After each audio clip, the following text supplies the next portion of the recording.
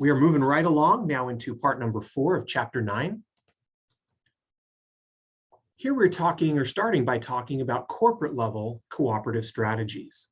So these can help the firm to diversify in terms of products that are offered to the market and also the markets that it serves.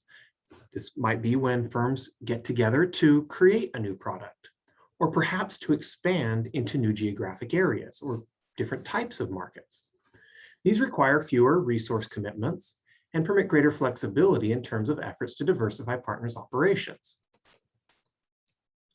There are a few different options or different strategies that we'll look at here. There are diversifying alliances, synergistic alliances, and also franchising. A diversifying strategic alliance allows a firm to expand into new product or market areas without completing a merger or an acquisition. It provides some of the potential synergistic benefits of a merger or acquisition, but with less risk and greater levels of flexibility.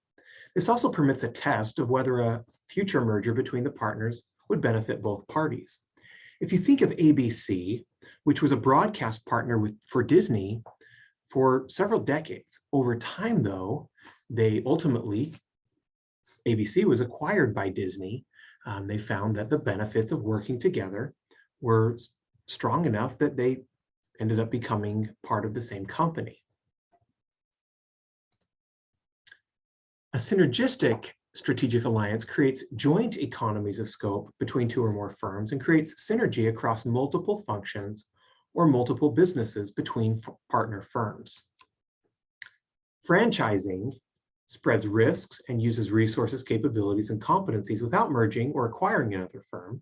This is a contractual relationship that is developed between two parties, the franchisee and the franchisor.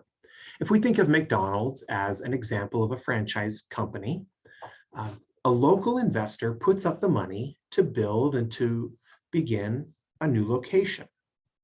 McDonald's doesn't have to take on that risk or put out those funds. However, the new restaurant owner, though they could put out a similar amount to develop or to build and prepare a restaurant on their own, by working with McDonald's, they have an immediate access to world-class supply chains, products, maybe not world-class on the quality, but you get the idea. And also they're able to access all of the business practices, the benefits of marketing and everything that McDonald's does. This is an alternative to pursuing growth through mergers and acquisitions, or also growth through organic, just building new stores or new restaurants or new locations. Compared to business level strategies, these can be different. They may be broader in scope. In some situations, they may be more complex or more costly, though not necessarily. They can lead to competitive advantage and value when successful alliance experiences are internalized. They really become a part of each partner's business. The local McDonald's franchisee doesn't consider themselves simply a restaurant owner. They're a McDonald's franchise owner. That is who they are and what they do. The firm uses these strategies to develop useful knowledge about how to succeed in the future. We also may see cooperative strategies used for international growth purposes. A cross-border strategic alliance is a strategy in which firms with headquarters in different nations combine their resources and capabilities to create a competitive advantage. A firm may form cross-border strategic alliances to leverage core competencies that are the foundation of its domestic success to expand into international markets. Cross-border strategic alliances are increasing in number. They're not as risky as mergers and acquisitions. They can be very complex and also difficult to manage. However, that difficulty to manage may also be one of the reasons that having local partners can be helpful, because it may end up actually being less difficult than trying to understand and operate in a new country without having those local partners. I want to give you an example here from my previous work experience of a company that has grown internationally through different methods. Payless Shoe Source started in the United States and grew into Canada through organic growth, simply opening new stores. They grew into Australia by acquiring a low-cost footwear chain that was actually called Payless Shoes, the company was struggling, and US-based, or the US Payless Shoe Source bought them.